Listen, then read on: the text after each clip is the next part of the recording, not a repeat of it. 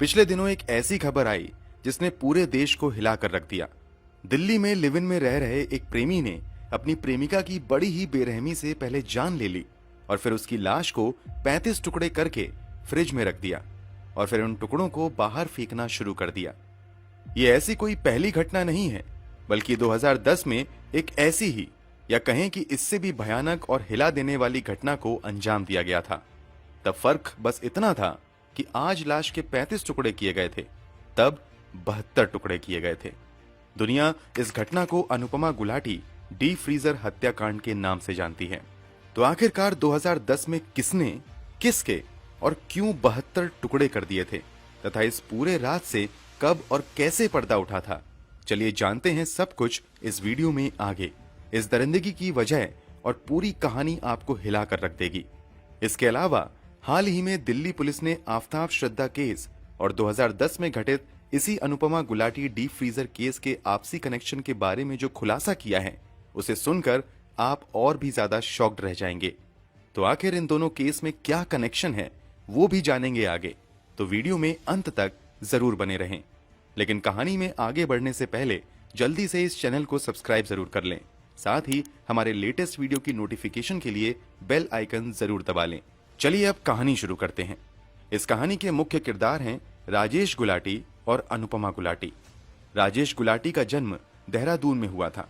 राजेश की शुरुआत की पढ़ाई देहरादून में हुई थी, लेकिन आगे की पढ़ाई करने के लिए राजेश गुलाटी दिल्ली आ जाता है और वो यहाँ दिल्ली यूनिवर्सिटी में एडमिशन लेने में कामयाब हो जाता है।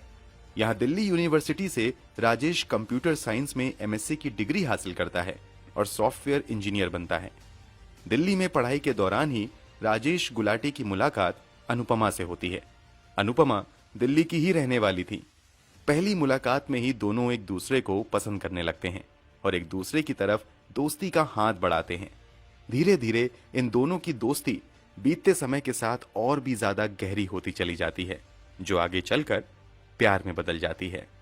शुरुआती कुछ साल तक तो ये दोनों परिवार वालों की नजरों से बचकर मिलते हैं, मगर बाद में राजेश गुलाटी और अनुपमा गुलाटी शादी करने का फैसला करते हैं और इस बारे में दोनों अपने अपने परिवार वालों को भी बताते हैं। इस रिश्ते के लिए अनुपमा के परिवार वाले भी मान जाते हैं। राजेश के परिवार वाले भी इस रिश्ते को मंजूरी दे देते हैं और फिर 1999 में इन दोनों की बड़ी धूमधाम से शादी हो जाती है।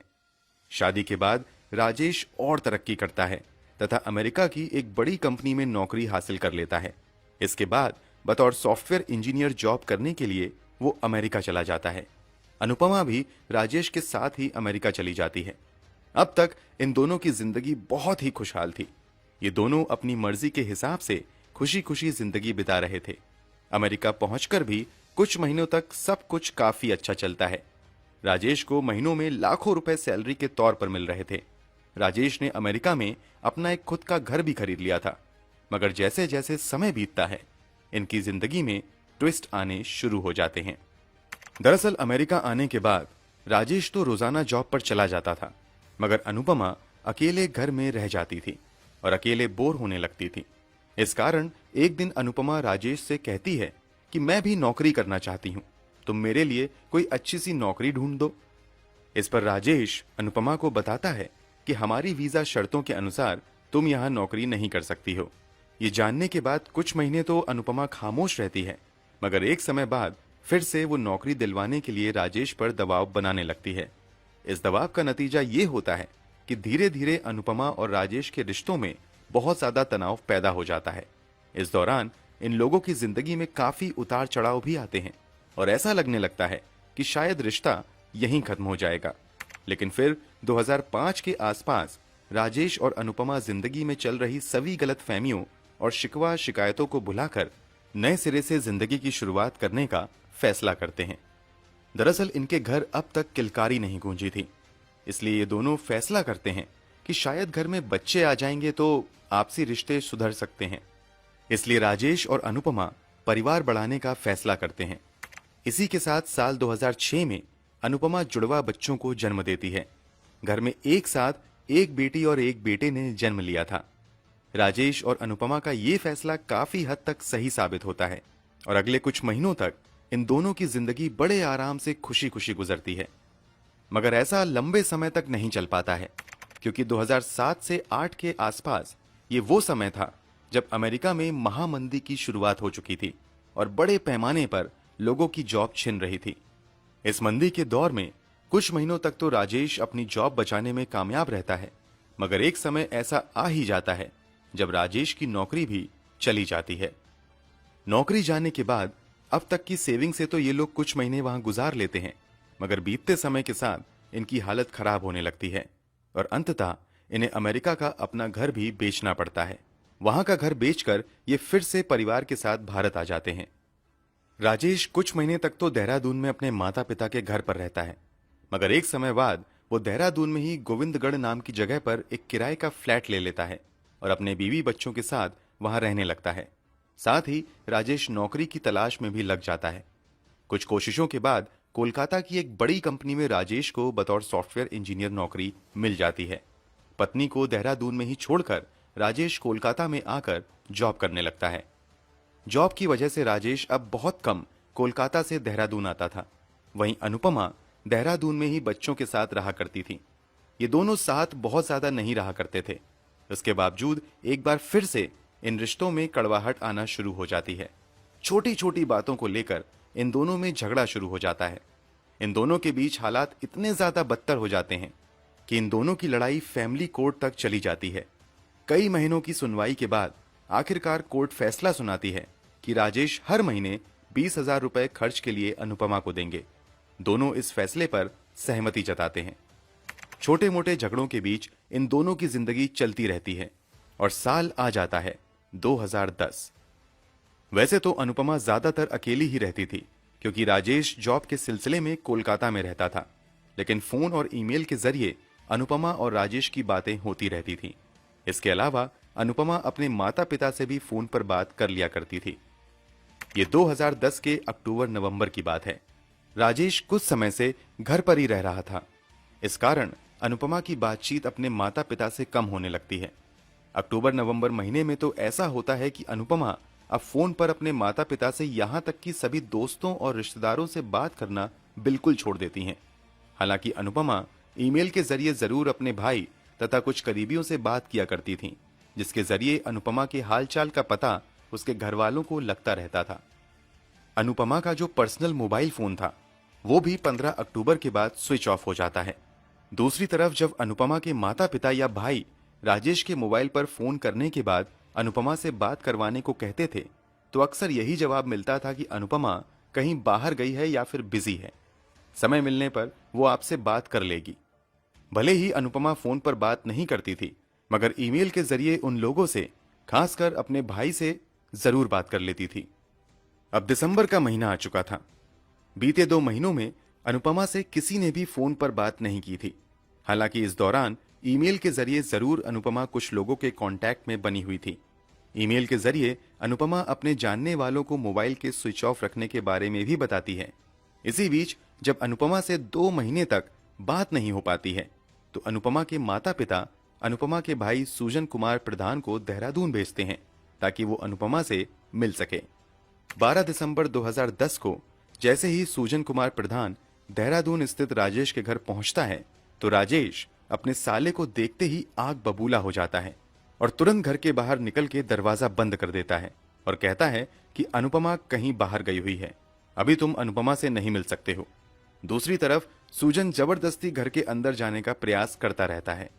इस बात को लेकर जीजा और साले में काफी नोकझोंक भी होती है। इसके बावजूद राजेश सूजन प्रधान को घर के अंदर नहीं घुसने देता है। इसके अलावा जब सूजन अपनी बहन के बारे में राजेश से पूछता है, तो उसे कोई प्रॉपर जवाब नहीं मिल पाता है। थक हार कर अनुपमा का भाई पास के पुलिस स्टेशन में चला जाता है और वहां जाकर अपनी बहन यानी राजेश की पत्नी अनुपमा गुलाटी की मिसिंग रिपोर्ट दर्ज करवाता है। सूजन पुलिस वालों को यह भी बताता है कि मैं घर के अंदर जाने की कोशिश कर रहा था, तो राजेश ने मुझे अंदर भी नहीं जाने दिया। पूरे मामले की गंभीरता को समझने के बाद पुलिस की एक टीम तुरंत राजेश के घर की तरफ जाती है और अचानक से घर पर धावा बोलते हुए राजेश से अनुपमा के बारे में पूछताछ शुरू कर देती है। राजेश पुलिस के सवालों का सीधा जवाब नहीं देता है और वो पुलिस को गुमराह करने की कोशिश करने लगता है। राजेश की चालाकी को पुलिस वाले भांप जाते हैं और अब राजेश के पूरे घर की तलाशी लेने का फैसला करते हैं। तलाशी लेने के दौरान पुलिस वाले की नजर घर के अंदर एक बंद कमरे पर पड़ती है। कमरा खोला जाता है जहां लोगों की नजर एक बड़े से फ्रिज पर पड़ती है। ऐसे फ्रिज अक्सर बड़ी बड़ी दुकानों और होटलों में ही देखने को मिलता है, मगर यह फ्रिज राजेश ने अपने घर के अंदर रखा हुआ था। ये बात पुलिस वालों को थोड़ी खटकती है और वो फ्रिज खोलकर तलाशी लेने का फैसला करते हैं। फ्रिज खोलते ही लोगों की आंखों के सामने जो नजारा होता है उसे देखकर हर किसी के पैरों तले जमीन खिसक जाती है। फ्रिज के अंदर बड़ी संख्या में छोटे छोटे बैग्स थे और प्लास्टिक के उन बैग्स के अंदर मांस का छोटा छोटा टुकड़ा था। गौर से देखने पर पता चलता है कि किसी मनुष्य के शरीर को काटकर उन प्लास्टिक की थैलियों में रखा गया है। फ्रिज की जब और गहराई से तलाशी ली जाती है तो फ्रिज में अंदर की तरफ एक इंसानी खोपड़ी भी मिलती है। उस कटे हुए सर को देखकर तुरंत सुजन प्रधान पहचान लेता है और कहता है कि ये तो मेरी बहन अनुपमा गुलाटी का चेहरा है। इस नजारे को देखने के बाद पुलिस तुरंत राजेश गुलाटी को गिरफ्तार कर लेती है और तत्काल ही कागजी कार्यवाही पूरी करने के बाद उसे स्थानीय अदालत में पुलिस रिमांड के लिए पेश किया जाता है। यहाँ पुलिस को राजेश की 5 दिन की रिमांड मिल जाती है। अब जो पूछताछ में आगे खुलासा होता है उस पर एक पल के लिए किसी को भी यकीन नहीं होता है। राजेश के बयान के मुताबिक शादी के बाद जब राजेश और अनुपमा अमेरिका चले जाते हैं तो कुछ ही महीनों बाद वहां अनुपमा की दोस्ती राजेश के ही एक करीबी दोस्त से हो जाती है। बीतते समय के साथ इन दोनों की दोस्ती कुछ ज्यादा ही गहरी होने लगती है। भले ही अनुपमा को पति के दोस्त की दोस्ती बहुत ज्यादा अच्छी लग रही थी, मगर राजेश को यह बात बहुत बुरी लगती थी। इस कारण अनुपमा और राजेश में लड़ाइयां होने लगती हैं। राजेश आगे बताता है कि लाख विरोध करने के बावजूद ये दोस्ती कम नहीं होती है। इसी के बाद हम दोनों रिश्ते को सुधारने के लिए परिवार बढ़ाने का फैसला करते हैं। परिवार बढ़ने के बाद कुछ महीनों तक तो सब कुछ ठीक रहता है, मगर एक बार फिर से अनुपमा दोस्त के साथ ही ज्यादातर समय बातें करती रहती है। इससे और झगड़ा बढ़ने लगता है। इसी सब उथल पुथल के बीच मंदी के दौरान नौकरी जाने के बाद राजेश भारत आ जाता है। राजेश के मुताबिक भारत आने के बावजूद अनुपमा चोरी छिपे दोस्त से बातचीत जारी रखती है। इस कारण अक्सर इन दोनों में झगड़ा होते ही रहता है। इधर भारत वापस आने के बाद जब राजेश कोलकाता में नौकरी करने जाता है तो वहां 2009 के आसपास राजेश की मुलाकात कोलकाता की ही रहने वाली एक महिला से होती है। बातचीत के दौरान पता चलता है कि उस महिला का पति बिल्कुल भी अच्छा नहीं है और उसके साथ मारपीट तक करता है। महिला की कहानी जानने के बाद राजेश उस महिला के प्रति बहुत ज्यादा हमदर्दी जताने लगता है और धीरे धीरे उस महिला से राजेश की दोस्ती भी हो जाती है। बीतते समय के साथ राजेश उस महिला से प्यार भी करने लगता है और बिना दुनिया को बताए बेहद ही गुपचुप तरीके से कोलकाता में एक मंदिर में उस लड़की से शादी कर लेता है। इस तरह राजेश की अब 2 पत्नियां हो गई थीं। एक वो जिससे 1999 में राजेश ने दुनिया की नजरों में आकर लव मैरिज की थी और दूसरी वो जिससे 2009 में दुनिया की नजरों से बचकर कोलकाता के एक मंदिर में शादी की थी। राजेश की दूसरी शादी की खबर किसी न किसी तरह अनुपमा को लग जाती है। इस बात को लेकर अनुपमा और राजेश की बहुत ज्यादा लड़ाई होती है और दोनों रिश्ता खत्म करने तक की बात करने लगते हैं। लेकिन हमेशा राजेश कहता है कि मेरी दूसरी शादी की बात बिल्कुल गलत है। ना चाहते हुए भी अनुपमा अपने पति के इस बात पर यकीन कर लेती है। हालांकि इसके बावजूद इन दोनों के रिश्ते बहुत ज्यादा बेहतर नहीं होते हैं। उधर कुछ महीने पहले कोर्ट ने जो 20,000 रुपए हर महीने अनुपमा को देने का फैसला सुनाया था, अब राजेश उस फैसले को भी गंभीरता से लेना छोड़ देता है। इस कारण पैसों की वजह से भी अनुपमा और राजेश की लड़ाइयां होने लगती हैं। हर दिन की तरह 17 अक्टूबर 2010 को भी पैसों को लेकर अनुपमा और राजेश में काफी कहासुनी होती है। कहासुनी होते होते बात काफी बढ़ जाती है। इसी बातचीत के दौरान किसी बात को लेकर राजेश काफी गुस्सा हो जाता है और अचानक वो अपनी पत्नी को जोर से धक्का दे देता है। जोर के धक्का देने की वजह से अनुपमा का बैलेंस बिगड़ जाता है और वो धड़ाम से गिर जाती है। गिरते ही बेड के एक कोने से अनुपमा का सिर टकराता है और तुरंत ही सिर से खून भी बहने लगता है। खून देखने के बावजूद राजेश का गुस्सा शांत नहीं होता है, बल्कि वो और भी ज्यादा गुस्से में आ जाता है और तुरंत ही बेड पर पड़े तकिए को उठाता है और अनुपमा के मुंह पर डालकर उसके मुंह को जोर से दबा देता है। कुछ देर तक राजेश उस तकिए को वैसा ही रखता है। इस कारण दम घुटने की वजह से अनुपमा की मौत हो जाती है। राजेश के बयान के मुताबिक अनुपमा के मरने के बाद वो लाश को ठिकाने लगाने की कोशिश में लग जाता है। जब राजेश और अनुपमा की लड़ाइयां हो रही थीं, उस समय दोनों बच्चे घर से कहीं बाहर गए हुए थे। इसलिए राजेश सोचता है कि अगर बच्चे आए और उन्होंने अनुपमा को ऐसी हालत में देख लिया तो राज खुल सकता है। इसलिए तुरंत राजेश पहले तो अनुपमा को घर के दूसरे बाथरूम में ले जाकर बंद कर देता है, और जब बच्चे वापस आते हैं और मां के बारे में पूछते हैं तो राजेश कहता है कि मां को अचानक नानी के पास यानी दिल्ली जाना पड़ा है। अगले दिन राजेश बाजार जाता है, जहां से वो एक बड़ा फ्रीज खरीद कर लाता है। इसके अलावा वो एक इलेक्ट्रिक आरी तथा स्टोन कटर मशीन तथा छोटे छोटे काले रंग के प्लास्टिक बैग खरीद कर लाता है। राजेश ने यह सब तब खरीदा था जब उसके दोनों बच्चे स्कूल में थे। उन सभी चीजों को लाने के बाद राजेश एक कमरे में छुपा देता है। जब अगले दिन बच्चे स्कूल चले जाते हैं तो राजेश घर के सभी दरवाजे और खिड़कियों को बंद करने के बाद इलेक्ट्रिक आरी से अपनी पत्नी के शव के छोटे छोटे टुकड़े करना शुरू कर देता है। पुलिस को दिए गए बयान के मुताबिक राजेश अपनी पत्नी के शव को कुल 72 टुकड़ों में काट देता है और फिर उन टुकड़ों को उठाकर खरीद कर लाए गए काले पॉलिथीन बैग में डाल देता है, और फिर उन सभी पॉलिथीन बैग को बड़े से फ्रिज में रख देता है ताकि लाश की बदबू बाहर न फैले। इतना सब करने के बाद अगले दिन बड़े ही आराम से राजेश अपने दूसरे दोस्तों और पड़ोसियों से भी मिलता है। वहीं बच्चों को भी इस बात का यकीन दिलवा देता है कि मां दिल्ली नाना नानी के पास गई हुई हैं। इसके अलावा जो अनुपमा के जानने वाले राजेश को फोन करते थे तो उन्हें राजेश कह देता था कि अनुपमा कुछ दिनों के लिए अपने किसी रिश्तेदार के यहां गई हुई हैं। कुल मिलाकर जब भी कोई राजेश से अनुपमा के बारे में पूछता था तो राजेश अपनी बातों में लोगों को उलझाकर गुमराह कर देता था। पुलिस ने जब राजेश से पूछा कि जब अनुपमा 17 अक्टूबर 2010 को ही मर गई थी तो उसके बाद भी अनुपमा का सोशल मीडिया अकाउंट्स और ईमेल चालू कैसे था, तो इस पर राजेश ने बताया कि दरअसल मैंने चुपके से अनुपमा के सभी अकाउंट की जानकारी निकाल ली थी, और वो मैं ही था जो अनुपमा के मरने के बाद उसके ईमेल से उसके दोस्तों, भाइयों तथा दूसरे लोगों से बात करता था ताकि उन लोगों को जरा भी इस बात का शक ना हो कि अनुपमा इस दुनिया में अब नहीं है। इस ट्रिक का इस्तेमाल करते हुए लगभग 2 महीने तक राजेश दुनिया की नजरों से बचने में कामयाब रहता है। इधर लाश को 72 टुकड़ों में काटने के बाद राजेश जब भी बाहर जाता था तो चुपके से फ्रिज से 1 या 2 थैली निकाल लेता था और उसे लाकर देहरादून में ही स्थित मसूरी रोड के पास वाले नाले और जंगलों में फेंक दिया करता था। इस खुलासे के बाद हर कोई शॉक्ड रह जाता है और पुलिस राजेश को लेकर अब उस जगह पर जाती है जहां उसने अनुपमा के लाश के टुकड़ों को फेंकने का दावा किया था। काफी सर्च के बाद आखिरकार पुलिस को आसपास के नालों और जंगलों से वो काले पॉलिथीन बैग्स मिल जाते हैं जिसमें राजेश ने अनुपमा के शरीर के अंगों को रखकर फेंका था। इस पूरे खुलासे के बाद राजेश गुलाटी को जेल भेज दिया जाता है। दूसरी तरफ उनके जुड़वा बच्चों को अनुपमा के भाई यानी बच्चों के मामा और नाना नानी के पास भेज दिया जाता है। कोर्ट द्वारा बच्चों की कस्टडी 7 मार्च 2011 को आधिकारिक रूप से सुजन कुमार प्रधान को दे दी जाती है। हालांकि बच्चों के दादा यानी राजेश गुलाटी के पिता सत्यपाल गुलाटी बच्चों की कस्टडी के लिए कोर्ट के फैसले के खिलाफ अपील दायर करते हैं, मगर 3 नवंबर 2012 को कोर्ट सत्यपाल गुलाटी की अपील को खारिज करते हुए बच्चों की कस्टडी सुजन प्रधान को ही देती है। बच्चों के साथ साथ राजेश के केस की भी सुनवाई कोर्ट में होती रहती है।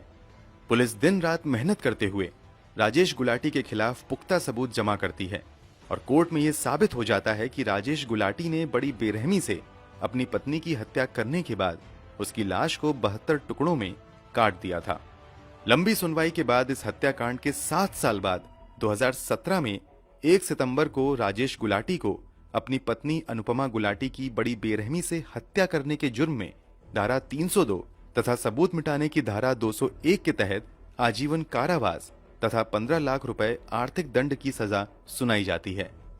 कोर्ट ने फैसला सुनाया था कि जो 15 लाख रुपए राजेश गुलाटी की ओर से जुर्माने के तौर पर दिया जाएगा, उसमें से 70,000 रुपए राजकीय कोष में जमा किया जाएगा, जबकि बाकी पैसा दोनों बच्चों के नाम पर जमा होंगे। उन पैसों पर बच्चों के बालिग होने के बाद ही उनका अधिकार होगा। 2018 में राजेश गुलाटी निचली अदालत द्वारा सुनाए गए आजीवन कारावास तथा 15 लाख के आर्थिक दंड के फैसले के खिलाफ ऊपरी अदालत में अपील करता है, मगर उस अपील पर अभी अंतिम फैसला नहीं आया है। इस कारण पिछले कई वर्षों से गुलाटी जेल में ही था। हालांकि 2022 के जुलाई महीने में मेडिकल ग्राउंड पर राजेश गुलाटी को देहरादून हाईकोर्ट से 45 दिनों की जमानत दी गई थी। इसके बाद उसकी सर्जरी की गई। सर्जरी के बाद डॉक्टर की सलाह पर उसे पहले 10 दिन की और अतिरिक्त जमानत दी गई। इसके बाद फिर से मेडिकल ग्राउंड पर ही 22 सितंबर 2022 को उसकी शॉर्ट टर्म बेल को 21 दिन के लिए और बढ़ा दिया गया। हमने वीडियो की शुरुआत में बताया था कि हाल ही में बहुचर्चित आफताब श्रद्धा वाले केस तथा 2010 वाले इसी अनुपमा गुलाटी मर्डर केस से जुड़ा एक कनेक्शन भी पुलिस की नजर में आया है। दरअसल 16 नवंबर 2022 की मीडिया रिपोर्ट के मुताबिक दिल्ली पुलिस ने खुलासा किया है कि आफताब की गूगल सर्च हिस्ट्री के मुताबिक श्रद्धा की हत्या करने से पहले आफताब ने कई बार इसी अनुपमा मर्डर केस के बारे में पढ़ा था। यहीं से उसे हत्या के बाद शव को काट कर फ्रिज में रखने और फिर एक एक करके लाश के टुकड़े को फेंकने का आइडिया आया। चलिए वापस राजेश और अनुपमा वाले केस पर चलते हैं। पुलिस जांच पड़ताल के दौरान आगे एक और खुलासा हुआ जो काफी चौंकाने वाला था। दरअसल अनुपमा को शक था कि कोलकाता में राजेश ने दूसरी शादी की है। उसे कहीं से ऐसी खबर भी मिली थी, लेकिन राजेश हमेशा इस बात से इनकार करता था और इसे महज किसी की साजिश और अफवाह बताता था। मगर अनुपमा को मारने के बाद पुलिस को राजेश ने बताया कि कोलकाता में रहने के दौरान सच में उसे एक शादीशुदा महिला से प्यार हुआ, जिससे उसने 2009 में मंदिर में शादी कर ली थी। उस पत्नी से उसकी एक बेटी भी है। यही वजह थी कि राजेश अक्सर अपनी पत्नी अनुपमा से लड़ाई करता था और उसे पैसे देना भी बंद कर दिया था। इसी पैसे की वजह से होने वाले झगड़े का निदान करते हुए फैमिली कोर्ट ने फैसला सुनाया था कि राजेश हर महीने 20,000 रुपए गुजारा भत्ता की रकम के तौर पर अनुपमा को देगा। लेकिन कुछ महीने तक पैसे देने के बाद राजेश ने पैसे देना छोड़ दिया था। इस बात को लेकर 17 अक्टूबर 2007 की शाम राजेश और अनुपमा में तीखी बहस हो गई। इस तीखी बहस की कीमत अनुपमा को अपनी जान देकर चुकानी पड़ी। कोर्ट सुनवाई के दौरान राजेश ने यह भी कहा था कि मुझे पत्नी को मारने का अफसोस नहीं है, बल्कि मैं खुश हूं कि आखिरकार अनुपमा से मेरा पीछा छूट गया। राजेश के मुताबिक अनुपमा अब भी उसके दोस्त के साथ बातें किया करती थी और अनुपमा की वही दोस्ती झगड़ों का कारण बनता था। राजेश ने यह भी कहा था कि मैंने जो कुछ भी किया वो अपने बच्चों के सुरक्षित भविष्य के लिए किया है। राजेश जो मर्जी कहें, सच तो यह है कि उसने इस तरह एक बच्चे के सर से उसकी मां का साया उठाकर उसे वो गम दिया है जिससे वो अपनी जिंदगी की आखिरी सांस तक नहीं उबर पाएगा। दोस्तों, ये सच्ची घटना की कहानी आपको कैसी लगी कमेंट बॉक्स में जरूर बताएं। ये वीडियो पसंद आई हो तो इसे लाइक करते हुए शेयर भी करें। इस तरह की क्राइम की दुनिया से जुड़ी अन्य कहानियों के लिए तुरंत इस चैनल को सब्सक्राइब कर लें। हमारी लेटेस्ट वीडियो की जानकारी के लिए बेल आइकन दबाना बिल्कुल भी ना भूलें। धन्यवाद।